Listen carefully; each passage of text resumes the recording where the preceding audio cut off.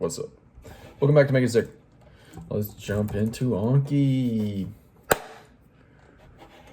3 flashcards. You know what's coming up first. Oh, never mind. What is retrieval practice and why is it superior to passive review? Okay. Retrieval practice is basically the act of pulling out things actively from your own memory. It's superior to passive review because it leads to more brain growth, strengthening retrieval pathways, strengthening the memory trace, and it shows you where your weaknesses lie. Whereas passive review leads to feelings of fluency and illusions of knowing.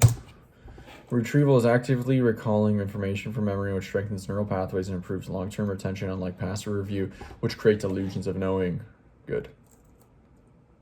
Great, actually. What are the 14 claims the authors make and Make It Sick? Here we go. There's a direct relationship between effort of retrieval and amount of learning. People are often poor judges of when they're learning well and when they're learning poorly. Rereading and mass practice are among the most common study techniques across domains, yet they are among the least effective study techniques according to evidence. Retrieval practice is more effective than rereading and reviewing. It's more effective as a learning technique. 5.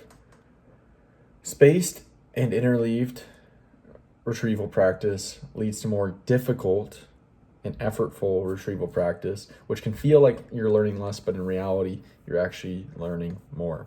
6. Attempting to do something, perform a skill, or answer a question before being taught how to do it actually leads to better learning once you are taught how to do it or learn how to do it. 7. There's no evidence to support sticking with one's preferred learning style only as a way to benefit learning.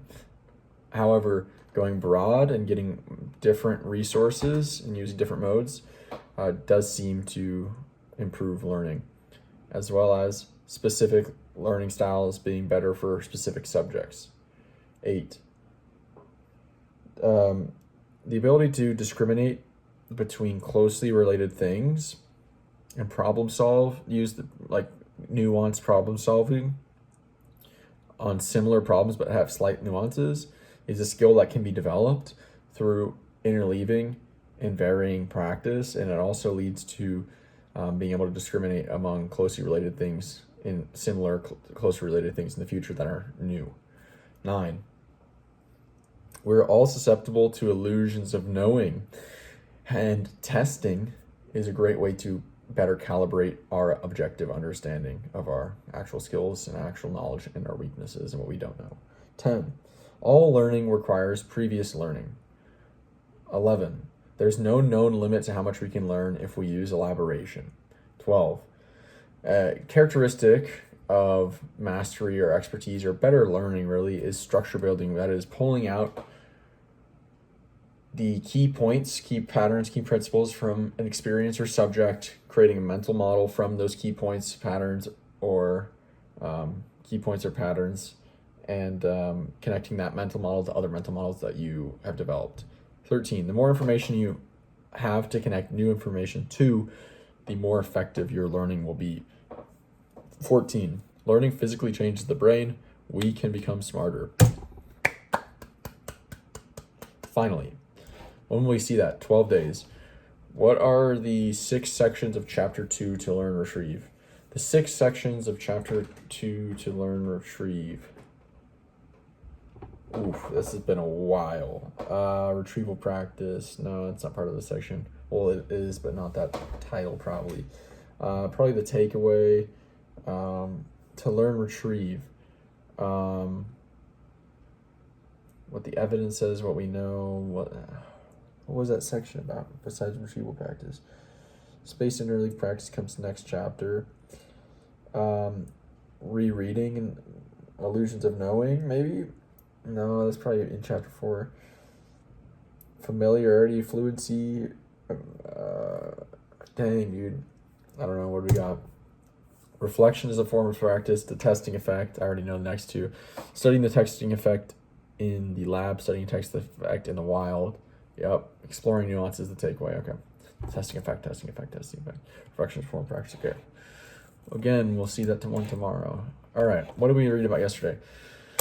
Make it stick. What did we read about? Rule learning is what we started, probably. Did we finish up? We might have finished up the section on structure building, but I know we got to rule building. We were reading rule building, yes. Rule learning, okay? What is rule learning? Rule learning. Well, what would the end of structure building been about? We had that storytelling, that's extraneous details, it gets distracts from the point. Was there anything after that? Right, yes, the end of structure building. The end of structure building. Structure building is still something that we're learning about. It's still early in our understanding of structure building. There's still a lot to learn, whether it's purely nurture or how much nature affects one's ability or predisposition to structure build naturally. That's up for debate. I personally don't think it's 100% nature, because I think the evidence shows, or at least some of these examples, it seems to be like you can continue to develop more structure building. But some people might just be predisposed to more structure building naturally, genetically, or they might have had a different upbringing that led to it. So that's still up for debate.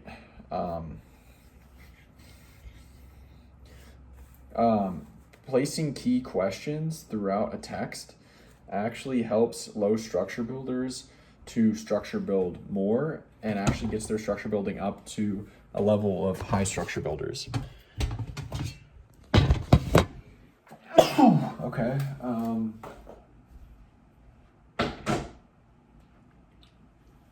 Structure building.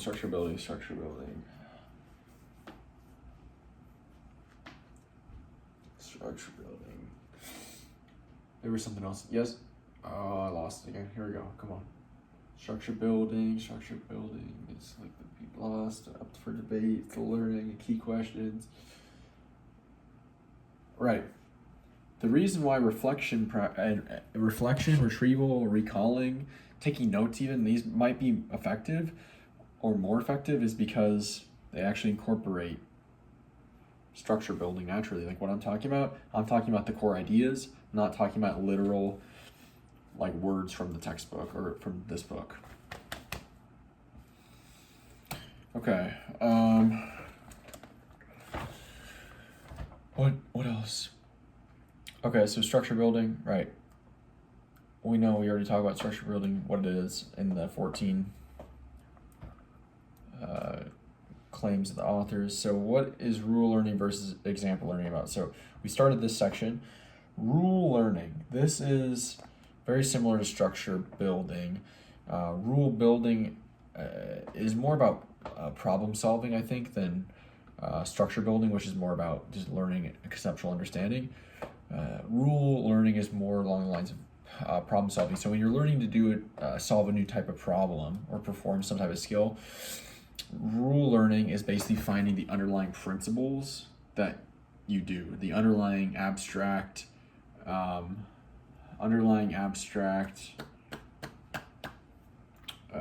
patterns or algorithm that you perform, whereas example learning is literally just memorizing examples. So obviously example learning is not very effective when you get new problems. You're like, well, what do I do? You try to relate the most common or closely related example to it. Not great. Rule learning is much better. And one way to actually get example learners to improve their rule learning is to, instead of just giving them examples that they'll memorize, you give them 2 examples and say, compare the similarities between these 2 examples and compare the differences as well. I think that's everything.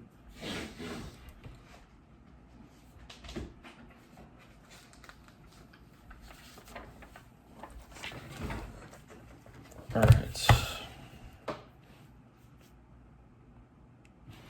Can improve rule learning via comparing similar. Okay.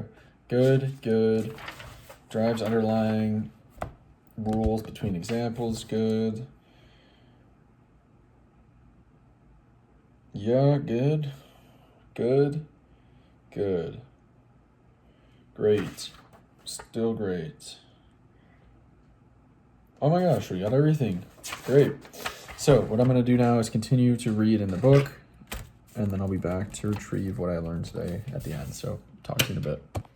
That's it for the rule versus example learning. So we read about this example from rule learning research where basically there's a castle that you're trying to siege, but the bridges have been laid with mines that explode if too many people are on the bridge at once. And they say, how do you attack the bridge? Or how do you siege the castle then? Right? And then the second example is you have a tumor that you want to destroy with radiation, but if you use the amount of force or power needed to destroy the tumor, you're going to destroy the healthy tissue in the way, or in between the gun and the tumor. How do you destroy the tumor then? And most people aren't able to get the answers. I got the bridges one. That one seemed kind of simple-ish, but I didn't really think about it too much. But the tumor one was like, I don't know. How do you do that? Do you cut into it? I was getting a little too creative. Well, when in the learning research, when people were asked to compare the similarities to the problem, they see the underlying principles are actually very similar. You need to apply a lot of force in order to do something, but you can't apply all the force in one stream. So what do?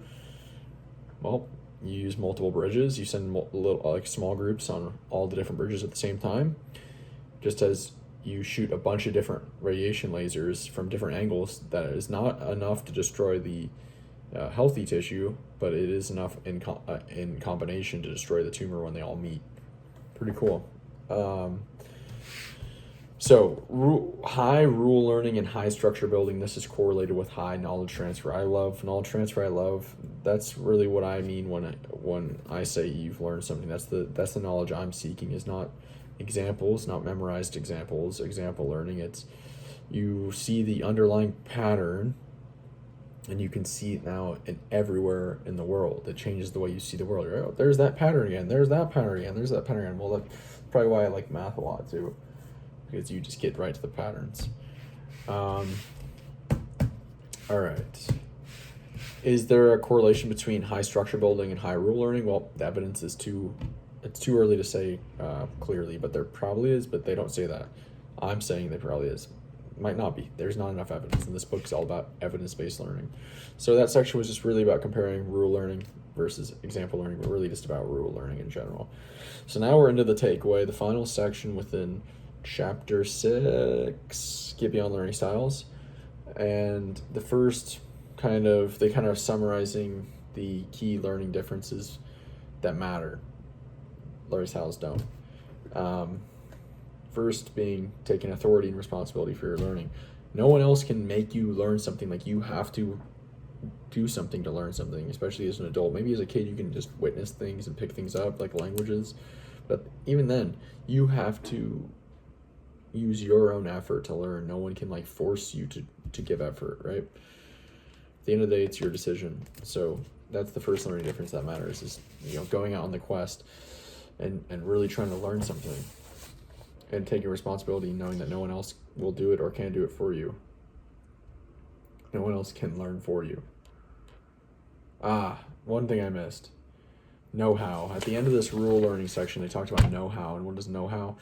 Well, they say know-how, basically know-how, knowledge is considered know-how once you're able to see the underlying principles and understand the underlying patterns and principles and actually reconfigure them and move them around. These what would they call them in learning how to learn? They called them chunks.